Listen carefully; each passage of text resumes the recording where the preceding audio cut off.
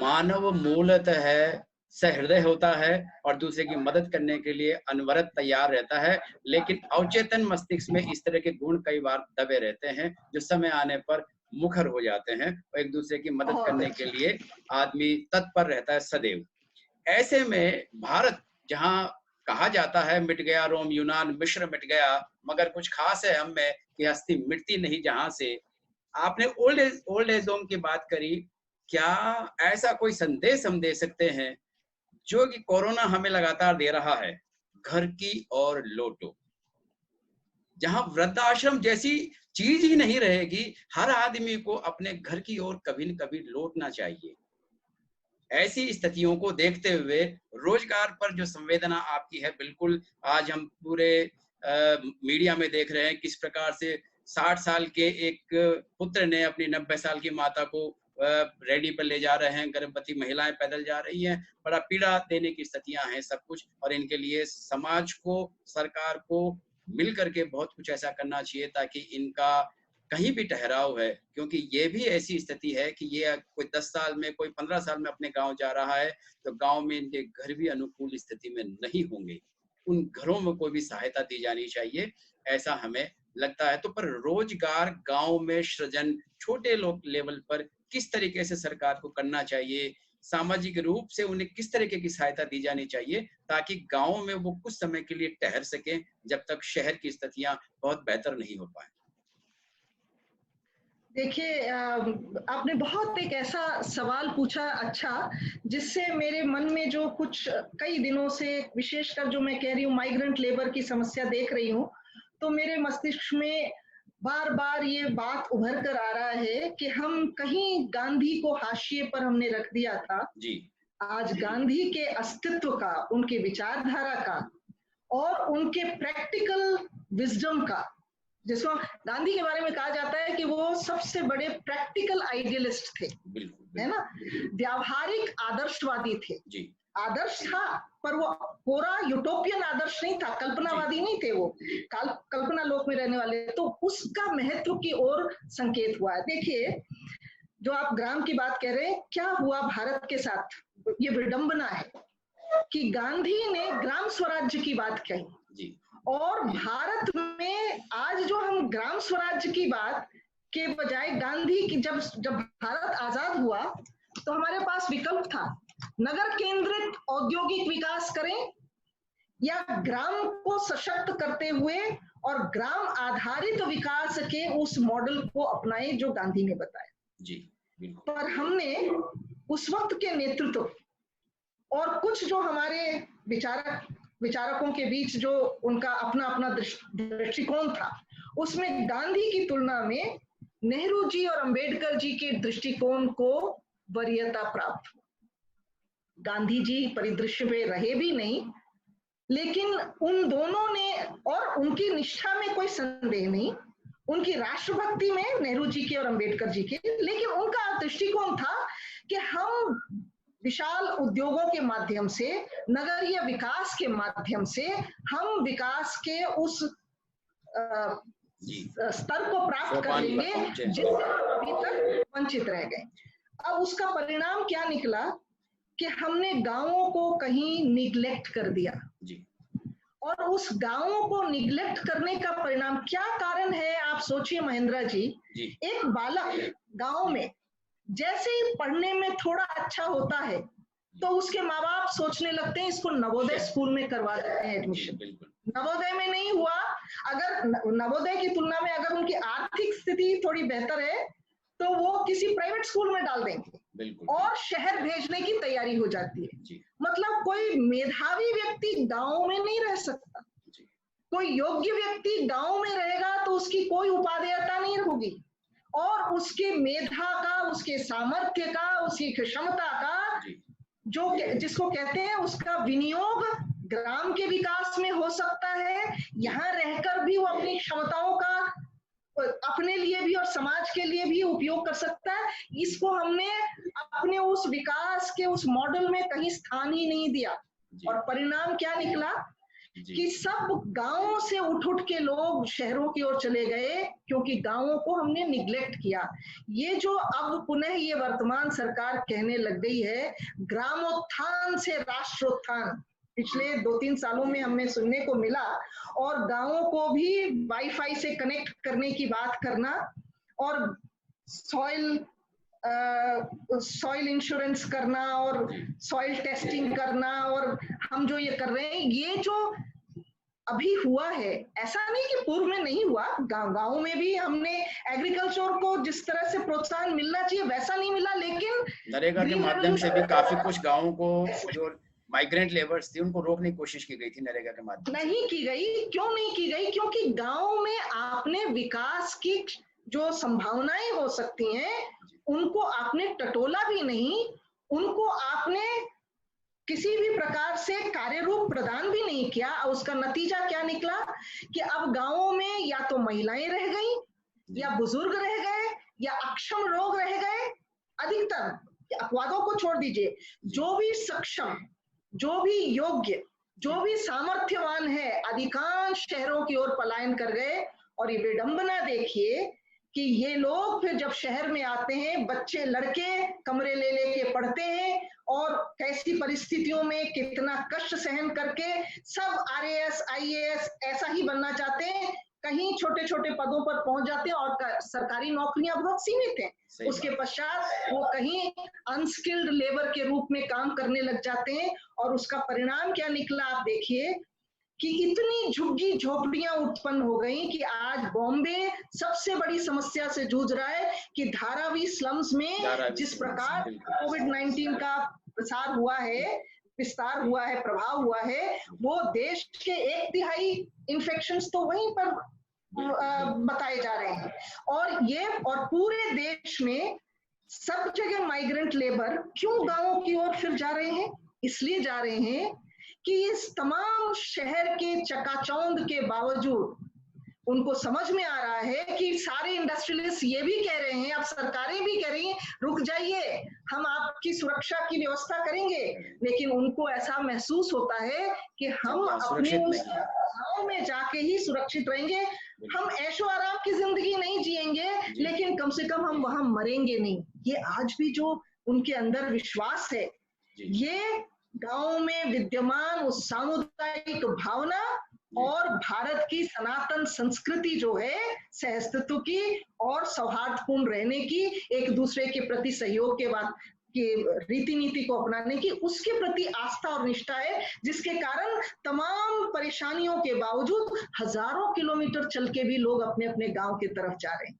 लेकिन ये अब भी भारत को चैतन्य होने का अवसर प्राप्त हुआ है कि गांधी के उस आदर्श को, जिसमें ग्रामों को, कि 65% आपकी आबादी आज भी गांवों में निवास करती थी और वो गांवों से शहरों की ओर पलायन कर गई, अब पुनः वो जो गए हैं उन गांवों में एमएसएमईज के माध्यम से जो लघु उद्योग, कुटीर उद्योगों को प्रोत्साहन देंगे। रोकने का प्रयास किया जाए। अभी प्रधानमंत्री जी ने अनाउंस किया है कि 20 लाख करोड़ राशि जो वो स्टिमुलस दे रहे हैं, पैकेज दे रहे हैं, इकोनॉमिक पैकेज, जिसमें प्राथमिकता एमएसएमईज को है, पर वो धीरे धीरे, अभी तो एक हिस्सा ही बताया गया है, शने शने वो और बताएंगे कि क्या करेंगे। लेकिन मेरी ये मान्यता है कि प्रधानमंत्री जी को, वित्त मंत्री जी को, समस्त केंद्र सरकार को और राज्य सरकारों को भी, अगर अभी भी वो सावचेत नहीं हुए, और ग्राम के विकास का मतलब केवल पंचायती राज के शासन की प्रणाली स्थापित कर देना पर्याप्त नहीं होता है।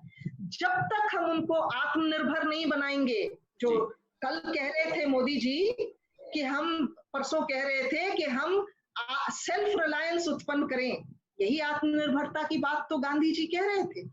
जब तक गांव आत्मनिर्भर नहीं होंगे, जब तक वो स्वायत्तता प्राप्त नहीं करेंगे कि उनको नगरों पर निर्भर नहीं रहना पड़ेगा, उनको केंद्र सरकारों पर निर्भर नहीं रहना पड़ेगा, लोकल प्रोडक्शन, लोकल कंजम्पशन, स्थानीय निर्माण और स्थानीय उपभोग, जिस दिन इस स्थिति को आप प्राप्त कर लेंगे, उस दिन भारत एक आत्मनिर्भर देश के रूप में उभर कर आएगा और पूरे विश्व के लिए एक प्रतिमान उपस्थित करेगा। इसलिए आवश्यक ये है कि हम एमएसएमईज को के माध्यम से जो कुटीर और लघु उद्योगों को और ग्राम के जितना भी संभव हो सकता है, देखिए हमारी जुगाड़ संस्कृति है, उस जुगाड़ संस्कृति के माध्यम से जो गांवों में भी लोगों की क्षमताएं हैं उनको अवसर दीजिए कि वो अपने मेधा को, अपनी क्षमता को प्रदर्शित करें और फिर उनको सहयोग प्रदान कीजिए कि वो अपनी आवश्यकताओं के लिए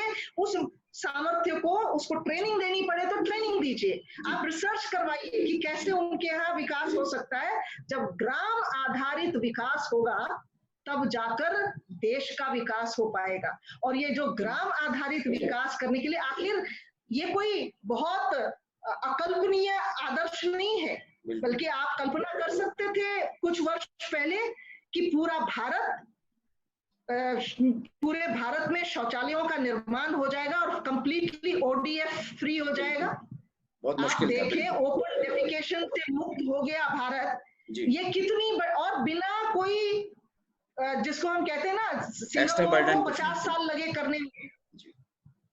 तो ये एक फ्यूचरिस्टिक विजन की जरूरत है। और अब संकट जब उत्पन्न हुआ है, अगर हम ग्रामों के विकास की ओर ध्यान नहीं देंगे और गांवों को सशक्त नहीं करेंगे, जो माइग्रेंट लेबर गांव में जा रहे हैं, कल्पना कीजिए, भारत मतलब यथार्थ ये है, राजस्थान से जितने लेबर बाहर गए वो राजस्थान आ गए और जो बाहर के लेबर राजस्थान में थे वो अपने प्रांतों में चले गए। तो राजस्थान के जो लेबर वापस आ रहे हैं अपने गांवों में, उन गांवों में उनको रोजगार का अवसर प्रदान कीजिए। केवल मनरेगा से उनको रोजगार देंगे तो काम नहीं चलेगा। मनरेगा अपनी जगह उसकी अपनी उपयोगिता है, लेकिन उसके अतिरिक्त बहुत रचनात्मक निर्माण करने का, संरचनाओं के विकास के लिए, औद्योगिक विकास के लिए ग्रामीण जो जनसंख्या है उसको प्रशिक्षित कीजिए, उनको अवसर प्रदान कीजिए और आर्थिक सहयोग प्रदान कीजिए। तो मुझे वो दिन दूर नहीं दिखता कि जब भारत के गांव सशक्त हो जाएंगे और भारत एक विश्व गुरु के रूप में एक ऐसा प्रतिमान प्रस्तुत करेगा जहां केवल नगर ही नहीं विकास के परिमाण होंगे, बल्कि ग्राम के भी अपने परिमाण होंगे, जो दोनों परस्पर निर्भरता के आधार पर विकास की ओर अग्रसर होंगे। इसलिए आवश्यक है कि हम अपने लेबर की चिंता ही नहीं, अपने गांवों की चिंता करें कि गांवों से पलायन को रोकना हमारी पहली प्रायोरिटी होनी चाहिए। जी बिल्कुल बिल्कुल।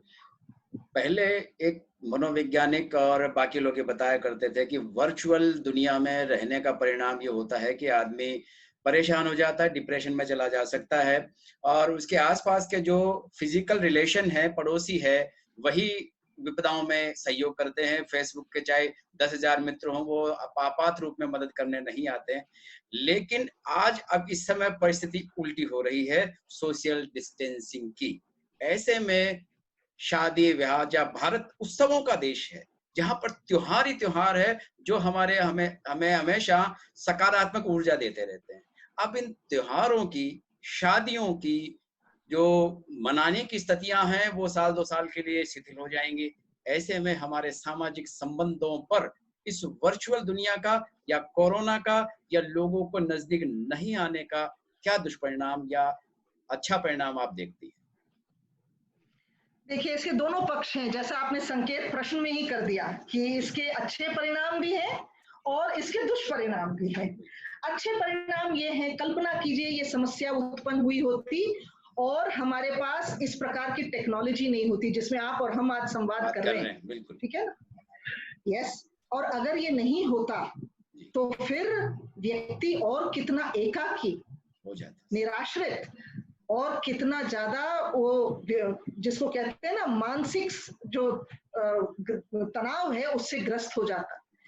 ये टेक्नोलॉजी का ये अच्छा प्रभाव ये है कि कम से कम संबंधों को व्यक्तिशः चाहे हम भौतिक दृष्टि से ना संभव कर पाए, लेकिन इस टेक्नोलॉजी के माध्यम से एक दूसरे से संपर्क साधने में, संबंधों को प्रगाढ़ करने के लिए एक आधार तो प्राप्त हुआ जी। और उस आधार के प्राप्त होने के कारण आज मेरे बच्चे बॉम्बे और गुड़गांव में रहते हैं, मैं उन बच्चों से प्रतिदिन उनके कुशल क्षेम के बारे में मैं पूछती हूँ, मेरे कुशल क्षेम के बारे में वो पूछते हैं।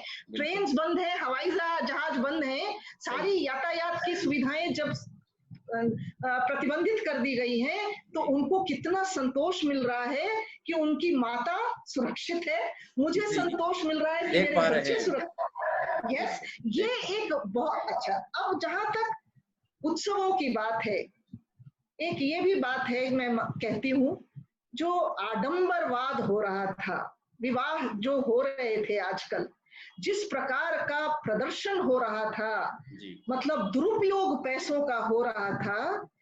विवाह में, कई ऐसे विवाहों में गई हूं मैं जहां लगता था कि मिठाई की दुकान लगा दी गई। कई जगह ऐसे थे जहां लगता था कि हम किसी मेले में आ गए। मैं मानती हूँ कि हमारा उत्सवों का देश है, लेकिन मितव्ययिता भी एक ऐसे देश में जहां अनेक लोग भूखे रह जाते थे, अब स्थिति बेहतर चाहे हुई हो, ऐसे लोग बड़ी संख्या जो अभावग्रस्त हैं, ऐसे देश में जब इतना ज्यादा अपव्यय होता है तो मन को कष्ट पहुंचता है। प्रकृति के पास संतुलन उत्पन्न करने का कभी कभी दांडिक प्रविधि भी अपना लिया जाता है प्रकृति के द्वारा। और मैं मानती हूँ, जैसे फॉर एग्जाम्पल मैं आपको बताती हूँ, ये 50th एनिवर्सरी अर्थ डे का सेलिब्रेट किया गया था, 22 अप्रैल को था। ठीक है, और ये अर्थ डे जब से सेलिब्रेट हुआ 70 के दशक से, उसके पश्चात से हमने पर्यावरण को प्रदूषित और ज्यादा किया है। आप पिछले 50 सालों में जो पर्यावरण का प्रदूषण हुआ है वो कई 100 सालों में उतना नहीं हुआ, उतना हुआ है। तो हम जिसके प्रति संवेदनहीनता बरतेंगे और जिसका शोषण करने लगेंगे अधिक, तो कहीं तो प्राकृतिक न्याय होगा। ये अच्छी स्थिति नहीं है। लेकिन आप कल्पना कर सकते हैं कि सारे रोड शांत हो गए हैं, परिवहन बिल्कुल रुक गया है। अब स्थिति ये है, लोग सोशल मीडिया का जमाना है कि कैसे पशु पक्षी स्वतंत्र होकर और विचरण कर रहे हैं सड़कों पर और ऐसे स्थानों पे, और मनुष्य पिंजरों में, घर के पिंजरों में बंद है, ऐसे परिदृश्य देखने को मिल रहे हैं। तो प्रकृति, और लेकिन उसका ये भी है कि पर्यावरण का संरक्षण, जो प्रदूषण हो रहा था उस प्रदूषण पर लगाम लग गया है। ऐसे ही भारत एक उत्सवी देश है। हमारे विवाह और अन्य संस्कार जो हम करते हैं संपन्न, उनमें हम अपने भाई बंधुओं का साथ ढूंढते हैं और उनके साथ मिलकर समारोह पूर्वक जो हम गतिविधियां संपन्न करते रहते हैं, उस पर अभी कुछ विराम लगा है।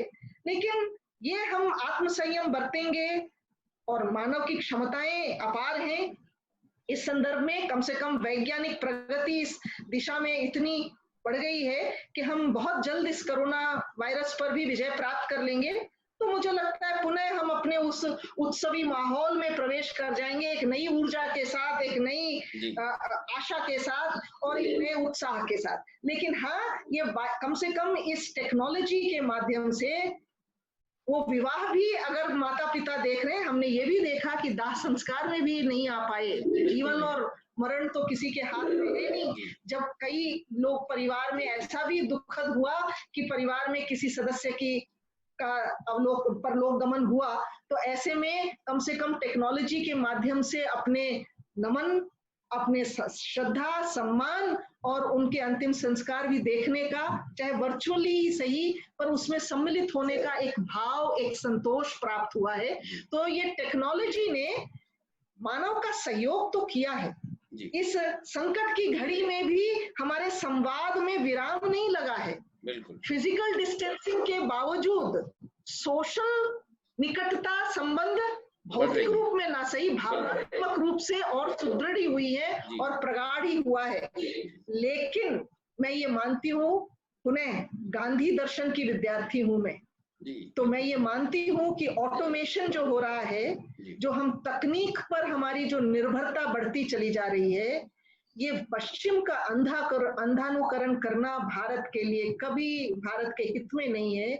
ऐसा देश जिसकी 139 करोड़ जनसंख्या हो, एक कंप्यूटर से कितने लोगों की नौकरी चली जाती है, और अगर हर जगह आप टेक्नोलॉजी का उपयोग करते जाएंगे तो मानव श्रम का क्या होगा, मानव के आजीविका का क्या होगा। तो इसलिए अब आप सोचे डेट्रॉइट जैसे शहर में जो कार्स और ऑटोमोबाइल्स का एक गढ़ माना जाता था, उसको अब लोग कहने लग गए हैं कि वो वीरान हो गया है, क्योंकि वहां अब लोगों की को नहीं, वो रोबोट के माध्यम से सारे करवाते हैं। आप दूर विदेश जाने की जरूरत नहीं है। आप जैसलमेर बाड़मेर में, वो जो बाड़मेर में जो ऑयल का कार्य चल रहा है, वहां मैं अखबार में एक दिन पढ़ रही थी कि वहां 1,75,000 या कितने लोग काम कर रहे थे। उनके ना करने के बावजूद उन्होंने ऑटोमेशन का सहयोग इतना लिया कि उनके प्रोडक्शन में कोई बहुत तात्विक अंतर नहीं आया। अब इसका परिणाम क्या होगा कि वो व्यक्तियों को रखने के बजाय तो मशीनों के माध्यम से, टेक्नोलॉजी के माध्यम से काम लेंगे। ये भारत जैसे देश में जहां इतनी बड़ी जनसंख्या हो, ये बहुत शुभ संकेत नहीं है, ये हमारे लिए समस्या ही उत्पन्न कर। तो टेक्नोलॉजी का उपयोग अपनी आवश्यकता के लिए करें, टेक्नोलॉजी को अपनी सेवा का साधन बनाएं, हम टेक्नोलॉजी के दास न बन जाएं। इसमें हमें बहुत संतुलित दृष्टिकोण रखने की आवश्यकता है। जिस दिन हम ये संतुलन खो देंगे, उस दिन नई समस्याएं उत्पन्न हो जाएंगी देश में, और फिर उन समस्याओं का समाधान ढूंढना न समाज के लिए, न शासन के लिए और न व्यक्ति के लिए संभव हो पाएगा। इसलिए अभी से ही टेक्नोलॉजी को अपने साधन के रूप में उपयोग करें, हम उसको साध्य न बनाएं। ये हमारे लिए एक सावचेत होने का अवसर है। बिल्कुल बिल्कुल। प्रकृति हर चीज का न्याय स्वतः ही कर देती है। हो सकता है इसके पीछे भी प्रकृति का यह मंतव्य छुपा हुआ हो, क्योंकि साइंस और टेक्नोलॉजी के कारण बहुत सारी ऐसी कल्पनाएं की जा रही थी कि 2026 या 2050 में ऑक्सीजन या बहुत सारी चीजें खत्म हो जाएंगी। तो हो सकता है प्रकृति अगली पीढ़ी के लिए कुछ बचा के रख रही हो हम लोगों से। ऐसे में भारत की जो परंपराएं थी, सांस्कृतिक सामाजिक परंपराएं थी, आज वो विश्व की परंपराएं बनती जा रही है। ऐसे में हमें गर्व होता है कि हमारी परंपराओं को हम विश्व परिवेश में देखते हैं। ऐसे में आप क्या देखती हैं कि ये भारतीय परंपराएं वास्तव में पहले भी उपयोगी थी और आज भी उपयोगी हैं और देश दुनिया में सब जगह उपयोगी होंगी?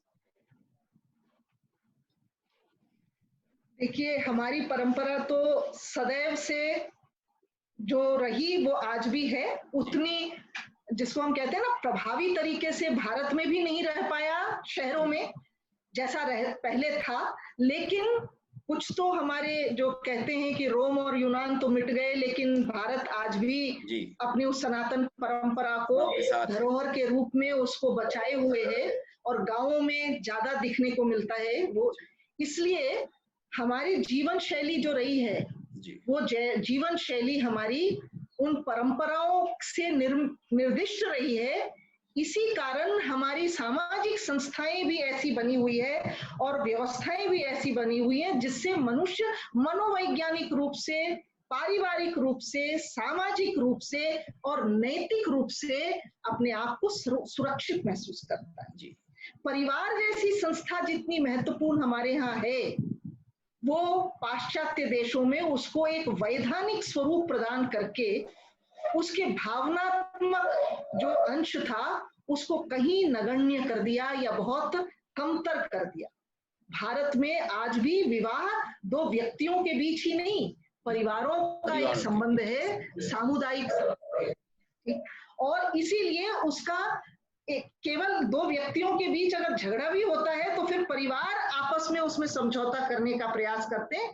पर ये अपनी जगह विवाह और परिवार अपनी जगह। लेकिन आप देखें, जो आप कह रहे थे वैश्विक स्तर पर, ये कितना बड़ा हमारे लिए गर्व करने का विषय है कि अब योग को पूरे विश्व ने भौतिक, मानसिक और मनोवैज्ञानिक रूप से संतुलित, संतुष्ट और जो जिसको कहते हैं कि शांत रहने का एक वैज्ञानिक जीवन पद्धति बताया और स्वीकार किया।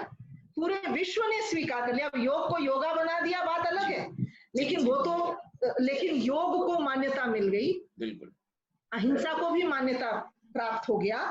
और तो और आप देख रहे हैं हाथ मिलाने के बजाय हम नमस्ते पूरा विश्व करने लग गया है, क्योंकि हाथ मिलाकर आप अपनी बीमारी से किसी और को संक्रमित कर सकते हैं। आप एसिम्प्टोमेटिक हैं, लेकिन आपके अंदर वो कीटाणु तो हैं, और आप जो रोगाणु है वो आप किसी और को हस्तांतरित कर देंगे। तो हमने तो बिना कोविड-19 के ही हमारी परंपरा हाथ जोड़कर नमस्कार करने की थी। तो ये जो हाथ जोड़कर नमस्कार करने की हमारी परंपरा रही है, ये परंपरा भी स्वीकार कर लिया गया है। वसुधैव कुटुंबकम की जो हमारी अवधारणा है, उस अवधारणा को भी स्वीकार कर रहे हैं लोग कि आखिर भारत कैसे सभी देशों से इतने अच्छे संबंध। आप देखें यूनाइटेड नेशंस के 5 महाशक्तियां, और उन 5 महाशक्तियों से भारत के संबंध बहुत सौहार्दपूर्ण, बहुत मैत्रीपूर्ण और बहुत सम्मान अर्जित किया है भारत ने, क्योंकि भारत ने स्वतंत्रता के पश्चात अपने उस पारंपरिक रीति नीति को, जीवन शैली को, मूल्यों को शनय शनय, ऐसा नहीं कि अभी ही हुआ, नॉन अलाइनमेंट भी, जो गुट निरपेक्षता भी है, वो हमारे अपनी परंपरा का ही हिस्सा है। तो ये जब जब अवसर आया, कुछ सरकारों ने उसको अभिव्यक्त किया, लेकिन अभी वर्तमान सरकार को ऐसा अवसर भी और अधिक मिला है, और उनकी इच्छा शक्ति भी इतनी दृढ़ है कि वो अपनी परंपरा और जीवन शैली के प्रति अपॉलोजेटिक नहीं है, बल्कि बहुत गर्व के साथ, बिना किसी अपराध भाव के, निसंकोच ही नहीं बल्कि पूरे आत्मविश्वास के साथ अपनी परंपरा, जैसे हम परंपरा को पूरे विश्व के समक्ष प्रस्तुत करते हैं, पृथ्वी को भी जो जितनी प्राकृतिक सत्ताएं हैं उन सबके प्रति जो हमारा सम्मान और आदर का भाव है, और पूरे विश्व में प्रत्येक सत्ता को हम एक दूसरे से जुड़े हुए परस्पर निर्भर अंतर्निर्भरता के सिद्धांत को स्वीकार करते हुए उनके लिए भी सहअस्तित्व की अवधारणा में उनको भी स्थान प्रदान करने की जो हमारी पारंपरिक सोच है, उस सोच के परिणाम स्वरूप आप देखते हैं कि जब पर्यावरण संरक्षण की भी बात आती है तो भारत उन देशों में से अग्रणी है जो कहता है कि पर्यावरण संरक्षण में हमारी बहुत महत्वपूर्ण भूमिका हम अदा करेंगे, और हम नेतृत्व प्रदान करने के लिए भी न केवल तैयार हैं बल्कि वो कर रहे हैं। हम कार्बन फुटप्रिंट को सीमित करेंगे, और ऐसे पर्यावरण संरक्षण के संदर्भ में जो कुछ संभव हो सकता है वो हम सभी कुछ करने के लिए तैयार हैं। ये जो भारत का देश की जो परंपरा है, ये परंपरा, ये जरूरी नहीं है कि हम केवल सामाजिक और सांस्कृतिक संदर्भों में, राजनीतिक संदर्भों में भी हमारे जीवन का जो मूल्य व्यवस्था है, हमारे समाज और हमारे देश की जो संस्कृति है, वो आपकी राजनीति में भी परिलक्षित होता है। ये क्या संयोग है कि आज केंद्र सरकार ने एक बार नहीं, 2 बार नहीं, इस संकट की घड़ी में भी बहुत लोग तरह तरह के आक्षेप लगाते हैं कि ये बहुत इनकी, बल्कि कई बार लोगों ने मोदी जी की तुलना हिटलर से करनी शुरू कर दी थी कि ये बड़े अधिनायकवादी इनका व्यवहार होता है, ये जिस प्रकार से केंद्र को बहुत ज्यादा राज्यों के ऊपर हावी करने की कोशिश करते हैं। कल आप देखिए 3 बार सभी मुख्यमंत्रियों के साथ मीटिंग करना, सभी को साथ लेकर देश के समक्ष उत्पन्न इस चुनौती का सामना सब लोग मिलकर करेंगे, और हम सहयोगपूर्ण तरीके से, और जो हमारी संघीय व्यवस्था है उस संघीय व्यवस्था में हम बिल्कुल सहयोगी रीति नीति से काम करेंगे। वो ये क्या है, ये हमारी अपनी जो जीवन शैली है कि हम सबका सम्मान करेंगे, और उसको भी सम्मान ही नहीं देंगे, उसके जीवन में भी जो भी सहयोग हो सकता है उसके लिए हम सहयोग प्रदान करेंगे। ये जो हमारी संस्कृति है और हमारे जीवन मूल्य हैं, इन जीवन मूल्यों को अपने व्यवहार में परिलक्षित करना, ये जो हमारी अपेक्षा रही है युवा वर्ग में, उस युवा वर्ग को भी इस कोरोना वायरस के कारण हमने देखा कि रामायण और महाभारत की व्यूअरशिप पूरे विश्व में सबसे ज्यादा टीआरपी हुई है। तो इन लोगों ने भी देखा कि हमारी क्या अपनी संस्कृति रही है और उस संस्कृति के अनुकूल हमें क्या आचरण करना चाहिए, कौन सी ऐसी बातें हैं जिस पर हम गर्वपूर्वक ये कह सकते हैं कि ये हमारी अपनी संस्कृति है, जिससे हमारा ही नहीं पूरे विश्व का कल्याण होगा। तो चाहे वो नमस्ते हो, चाहे योगा हो, चाहे पर्यावरण संरक्षण हो, चाहे 2 अक्टूबर को अहिंसा दिवस के रूप में पूरा विश्व मनाता है, क्योंकि युद्ध समस्याओं का निदान नहीं कर सकता। शांति ही एकमात्र तरीका है जिसके माध्यम से आप विश्व कल्याण को स्थापित कर सकते हैं। तो ये जो अहिंसा, एक देश, गांधी प्रथम थे पूरे विश्व में जिन्होंने युद्ध का विकल्प प्रस्तुत किया, और उसको प्रस्तुत ही नहीं किया, उसको क्रियान्वित किया और सफलता अर्जित की। भेद हो सकते हैं इसके संदर्भ में कि वो ऐसे नहीं, इसमें कुछ और ऐसा नहीं कि और लोगों का योगदान नहीं था, लेकिन गांधी जी की निर्णायक भूमिका जो रही स्वतंत्रता आंदोलन में, वो आज भी भारत को पूरे विश्व में एक अलग संस्तर प्रदान करता है। और आज पूरा विश्व ये मानने लगा है 2 विश्व युद्धों के पश्चात कि अगर हमको ये वास्तव में विश्व में लोक कल्याण स्थापित करना है तो उसकी पूर्व शर्त ये है कि शांति हो, और उस शांति के लिए हमें युद्ध नहीं, अहिंसा का विकल्प का चयन करना चाहिए। और यही कारण है कि भारत ने कभी किसी देश पे स्वतः आक्रमण नहीं किया।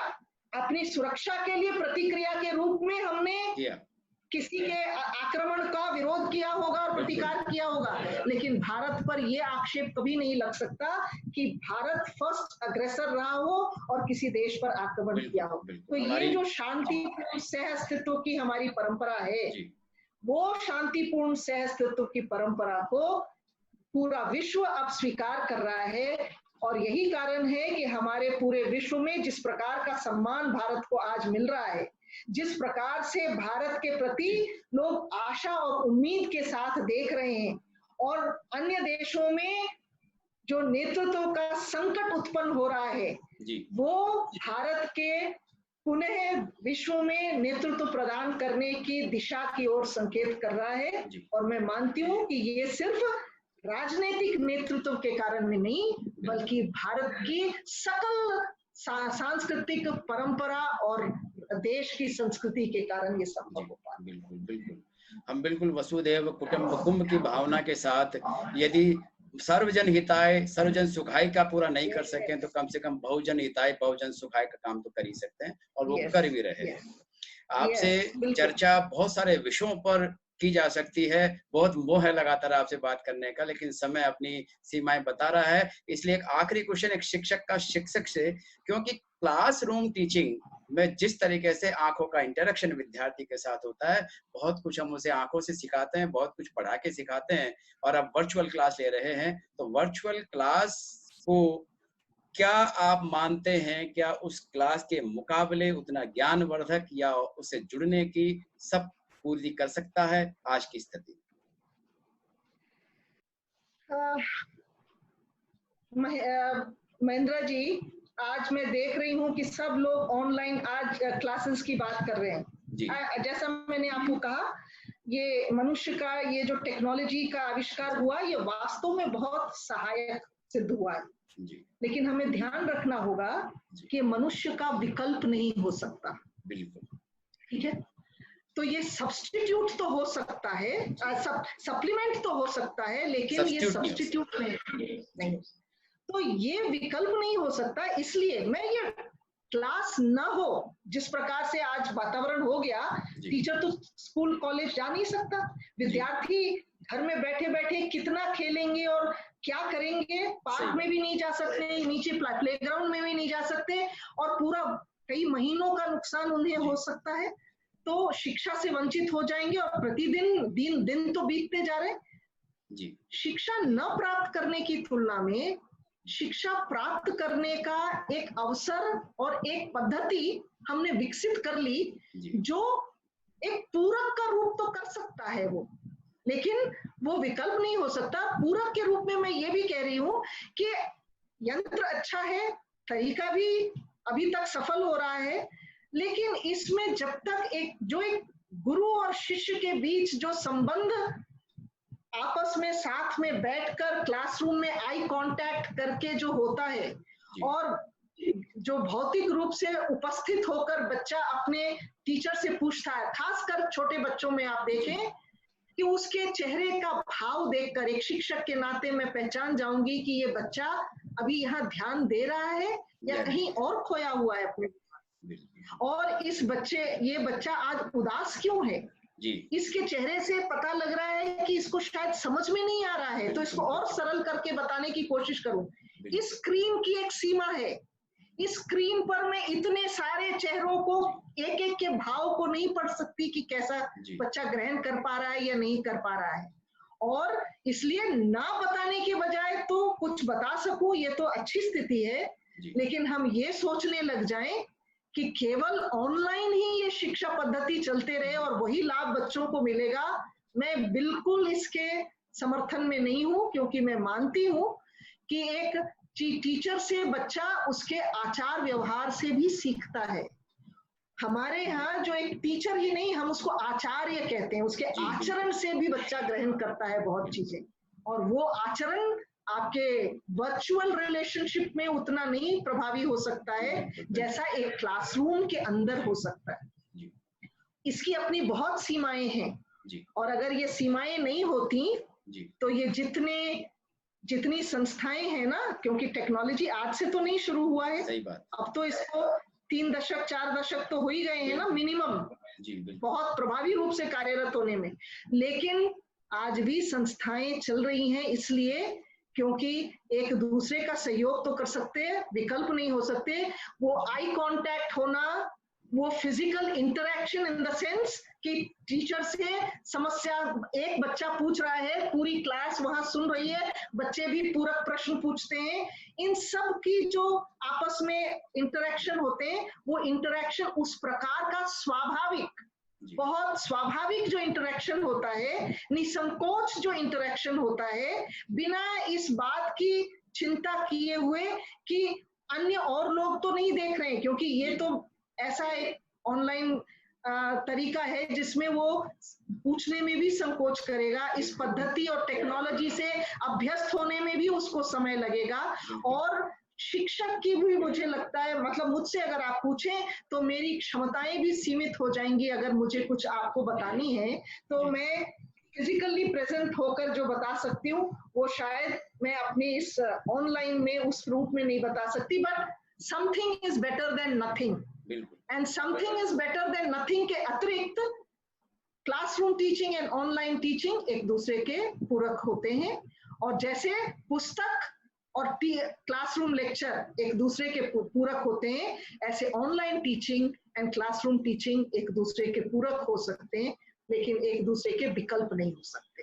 पर मैं टेक्नोलॉजी की समर्थन इस रूप में करती हूँ कि कम से कम आपको सूचनाएं तो मिल जाती हैं, लेकिन गूगल है ना आपके पास, पर गूगल आपको वो विश्लेषण करके नहीं देगा जो शिक्षक अपने अनुभव के आधार पर, देखिए ज्ञान और सूचना में अंतर है, सूचना आपके केवल मस्तिष्क तक सीमित रह जाता, और सूचना जब आचरण में रूपांतरित हो जाता है तब वो ज्ञान होता है। सच बोलना चाहिए, इसकी जानकारी सबको है, लेकिन जो सदैव सच बोलता है उसको सच का ज्ञान है। तो ज्ञान में और सूचना में अंतर है, तो एक शिक्षक का जो ज्ञान प्रदान करने की क्षमता है, जो उसका आचरण भी उसका एक हिस्सा है, उससे शिष्य वंचित रह जाता है।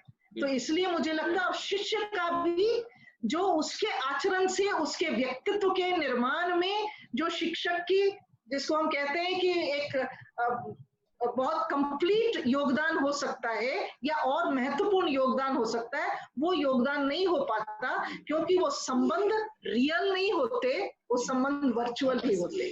तो रियल संबंध कायम करने के लिए classroom teaching is very important, और there is no substitute for classroom teaching, and teacher and student का इंटरेक्शन बहुत महत्वपूर्ण है, और स्टूडेंट एंड टीचर का इंटरेक्शन केवल बुकिश नॉलेज तक, केवल किताबी शिक्षा तक ही नहीं होती है, विद्यालयी शिक्षा तक ही नहीं होता है, वो जीवन पर्यंत होता है। और वो जीवन पर्यंत शिक्षा होने के कारण उनके आत्मिक संबंधों का निर्माण होना बहुत जरूरी है। और इन आत्मिक संबंधों के लिए आपस में एक दूसरे के साथ बैठना, उठना, आचार विचार करना, ये बहुत महत्वपूर्ण होता है।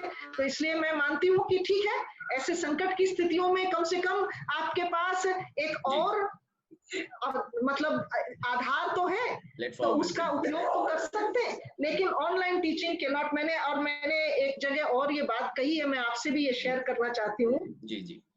घर में बैठ के जो बच्चे पढ़ रहे हैं, लड़कियां विशेषकर, आज कल के अखबार पत्रिका में भी आप देखेंगे, मेलिंडा गेट्स ने वर्किंग विमेन की समस्याओं का संकेत किया है कि किस प्रकार से ये कोविड-19 से महिलाओं पर दोहरा भार हो गया है, फिर कि घर के कामों को भी संपन्न करें, खासकर कामकाजी महिलाएं, और ऑफिस का काम भी करें।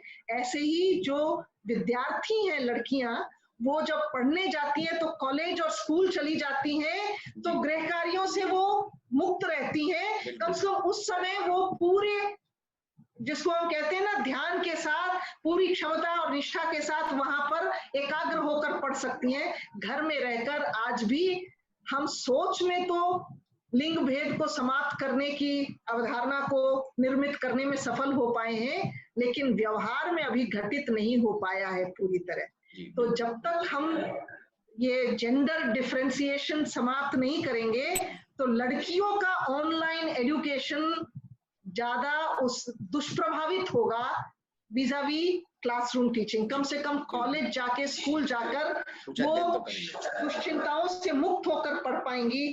घर में रहकर उनके पूरे टाइम ध्यान ही नहीं, उनकी घर वालों की भी अपेक्षाएं होती हैं कि वो घर के कार्यों में संलग्न रहे, तो वो एकाग्रता के साथ वो पढ़ नहीं सकती। तो उनकी जो मानव विकास में, जब सभी मानवों की क्षमताओं का योगदान होगा तभी देश विकसित होगा।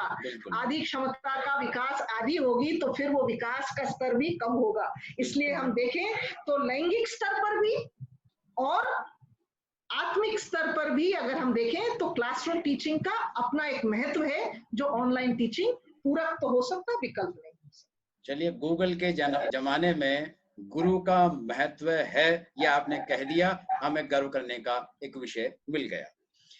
आपसे बात करने पर ऐसा लगता है ज्ञान की बहुत सारी खिड़कियां खुल जाती हैं, बहुत सारी ऊर्जा हमें मिल जाती है और सोचने के नए दायरे मिल जाते हैं।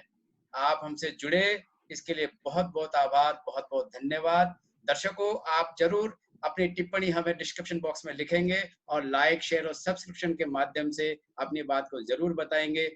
हम फिर किसी विषय को लेकर के आप सबके सामने हाजिर होंगे। तब तक के लिए शुभकामनाएं। धन्यवाद। नमस्कार। नमस्कार।